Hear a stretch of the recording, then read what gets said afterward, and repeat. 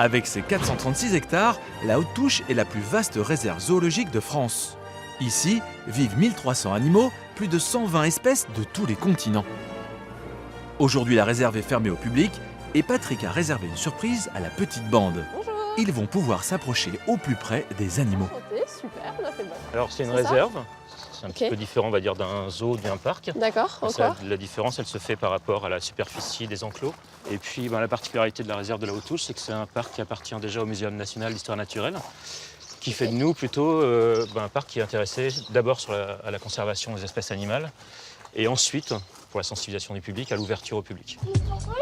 Premier atelier de la journée, la préparation du repas pour des animaux qui ne vivent qu'à Madagascar. On va donner à manger à des lémuriens. Les enfants, vous savez ce que c'est des lémuriens? Non? Non. Des noisettes. Alors regarde, c'est l'animal qui est sur la photo là-bas. Alors qu'est-ce qu'on leur donne aux lémuriens?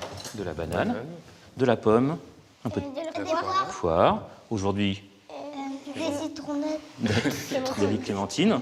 Allez, on va voir les animaux. Ça y est, on a préparé le repas des animaux. On va les leur donner et apparemment je suis de corvée de conduite aujourd'hui. Enfin, la corvée va être plutôt agréable, je pense. Lorsque le parc est ouvert, les visiteurs peuvent louer des vélos ou des voiturettes électriques pour se déplacer sans déranger les animaux. Premier arrêt, l'enclos des lémuriens. On va leur donner des... Ah, ils sont mignons. Waouh. Ils sont des excellents campeurs. C'est super acrobates dans les arbres. T'as vu les gros yeux orange qu'il a? Les lémuriens sont les primates les plus menacés au monde. En voie d'extinction, ils sont l'un des trésors de la réserve. Regardez comment il mange. Il attrape la nourriture avec la bouche. Et ça, c'est bizarre parce que c'est un animal qui a des mains comme nous.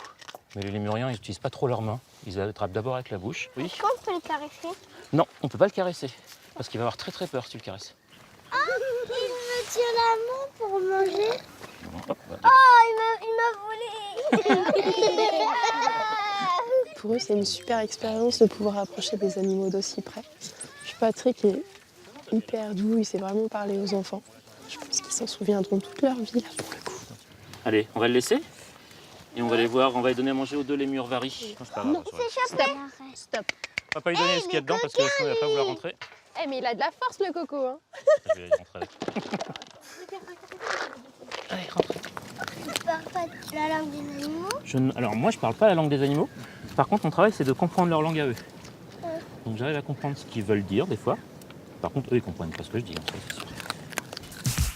Patrick est responsable pédagogique, mais également éthologue. Il analyse et étudie le comportement des différents animaux du parc. On a eu une chance folle de rentrer dans les cages, c'était vraiment super, en sachant qu'en plus les visiteurs d'habitude n'ont pas le droit d'y aller. Donc pour les enfants, ça fera des souvenirs au top. Et puis apparemment, on va voir encore plein d'animaux. Oui. Ça va être trop bien. C'est parti!